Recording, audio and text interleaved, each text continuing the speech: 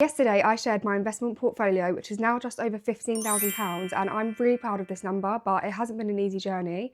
I didn't start with a lot of money. I started with around £2,000, I think, from my nan, which she gave me when I was 18, and that sat in a savings account that was, I think, 0.4% interest or something ridiculous like that, which just makes me feel sick, to be honest, now.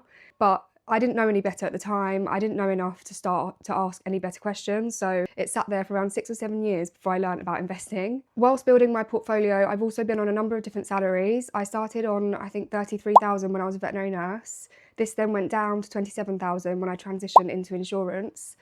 And then that gradually went up to 35,000 and then even more in my current role. I've also paid off £6,500 worth of debt. I've had holidays, I've paid for very expensive vet bills, and I've still lived my life, but I made sure that I still grew my investment portfolio alongside all of those things. Here's what actually made the difference for me. The first thing is education. If you're sitting there thinking, I don't know anything about investing, and you feel really overwhelmed by how much you need to know, I can reassure you that it's really not that hard.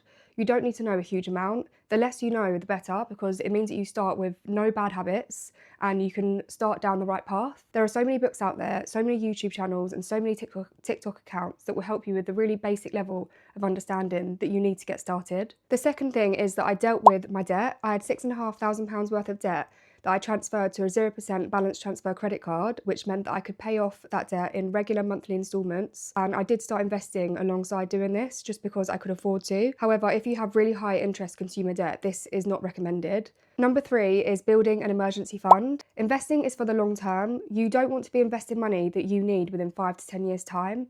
If life throws you a curveball, for example, your car breaks down or your pet gets sick, you need to be able to rely on an emergency fund to pay for those things. You don't want to be pulling money out of the stock market at a bad time, because that is how people lose money. The fourth thing is lazy girl investing. I love this term because I feel like it's just so me. I do not have time to learn about a load of different companies, to figure out which one is best to invest in, and to figure out what companies will lose their value and what will go up. I invest in a broad index fund that is diverse. I have access to global stock markets. It includes developed markets as well. I buy it every single month, I set it and forget it. There's been research that shows that the best return on investment portfolios are those people that are dead, because they just forget about it, they don't touch it, they don't overanalyze, they don't get emotional, they just leave it there, obviously, because they're dead. The second best are people that have forgot their passwords for the same reasons. Finally, probably the hardest one, but the most important one, is that I stopped over-consuming. I stopped listening to outside noise of fashion trends and designer handbags, and I became addicted to investing and building a future for myself. If you like this video, give it a like and follow me for more content like this.